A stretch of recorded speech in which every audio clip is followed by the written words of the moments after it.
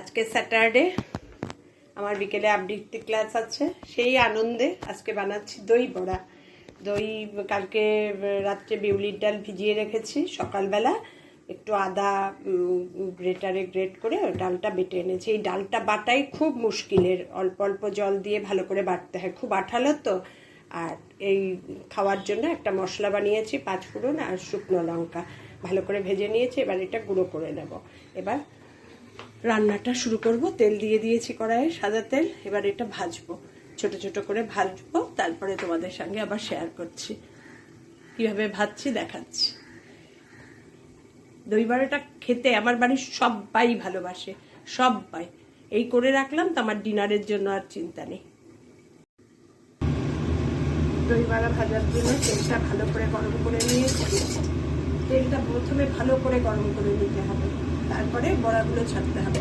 আর ডালটা বেটে এনে ভালো করে হাতের মধ্যে ফেটিয়ে রেখেছি। এই ফেটানোটা একটা ব্যাপার, আমি প্রথমে মিক্সির মধ্যেও ফেটিয়ে নিয়েছি, তারপরে হাতেও আবার ফেটিয়ে নিয়েছি। অল্প একটু নুন দিয়ে ডালটা ফেটিয়ে নিয়েছি।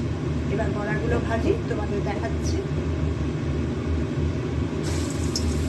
বড়াগুলো খুব লাল লাল করে একটা ভাজবো না, আর খুব ছোটও করবো না। নাম্বার অফ বড়া হবে। ছোট করলে কি বলতো, এক গাদা হতেই থাকে আর শেষ আর হয় না। এগুলোই যখন রসে ফেলবো না, মানে দইয়ে ফেলবো, ফুলে একবারে টইটম্বুস হয়ে যাবে।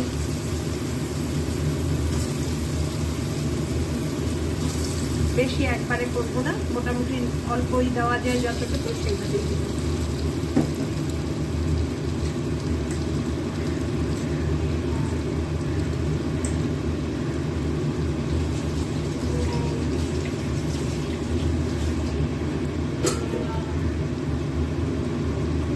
তেলে দেওয়ার সঙ্গে সঙ্গে কিরকম ফুলে উঠেছে দেখো।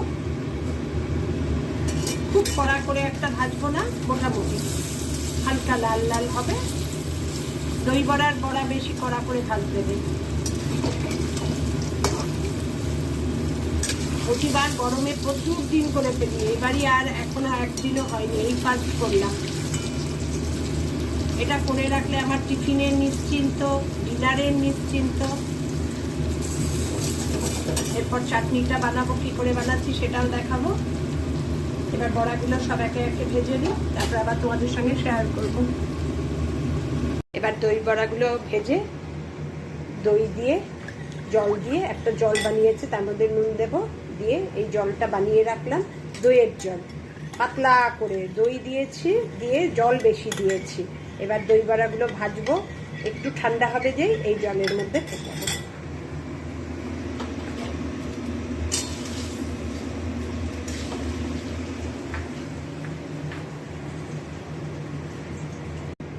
পাতলা করে একটা জল বানিয়ে রেখেছি নুন দিয়ে। দই প্রথমে ফেটিয়ে নিয়েছি, তারপরে বেশি করে জল দিয়েছি, দিয়ে নুন দিয়ে দেখালাম তোমাদের। নুন দিয়ে জলটা, এইবার নুনটা ভালো করে গুলে গেলে এবার দই বড়াগুলো এক এক করে, মানে নামিয়েই গরম গরম না, একটু ঠান্ডা হবে, এগুলোকে ভেজাবো। ব্যাস, এই হচ্ছে দই বড়ার প্রসেস। এই দইয়ের মধ্যে ভিজিয়ে রেখে দেবো। যেই আবার পরের টার্মটা হবে, এটা আবার আরেকটা বাটির মধ্যে তুলে রাখবো। মানে দই শুষে নেবে, আর মানে দই ফুলে ফুলে। কিন্তু এই দই দিয়েই সার্ভ করবো না, যখন সার্ভ করব তখন আলাদা দই দিয়ে ওপরে, এটা জাস্ট ভেজার জন্য। এইভাবে দই বড়াগুলো সব করব। আরেক লট ভাজা হয়ে গেছে, এই যে। এবার এটাকে নামিয়ে ঠান্ডা করব, আরেক লট দেব, দিয়ে ওটাও যেই ভাজা হবে এটা ততক্ষণে ঠান্ডা হয়ে যাবে, এটা আবার দিয়ে দেবো। এইভাবেই পুরো প্রসেসটা করব। একবার দিয়ে দিলাম, আর এই বড়াগুলো নামিয়ে নিয়েছি, কিছুটা ঠান্ডা হয়েছে, আবার এর মধ্যে ভিজিয়ে দেব যতগুলো ধরে। তারপরে যখন দেখবো আর ধরছে না, তখন উঠিয়ে অন্য আরেকটা বাটিতে রেখে ঠান্ডা হলে ফ্রিজে ঢুকিয়ে দেবো। এটা তো ঠান্ডা ঠান্ডা খেতে হয় না একদম। এই সময় দইটা খুব একটা মারাত্মক ঘন দরকার নেই, পাতলা হলেই হবে, কারণ দইটা ঢুকতে হবে না ভেতরে বড়াগুলো। যখন সার্ভ করব তখন ঘন দই দিয়ে সার্ভ করব। আমি যার জন্য আজকে দুধও বেশি নিয়ে এসেছি, দই বেশি করে পাতবো বলে, দই বড়া করবো বলে। আমার ঘরে সবসময় 4-5 বাটি থাকে, এগুলো সব লেগে যাবে তো আজকে দই বড়াতে।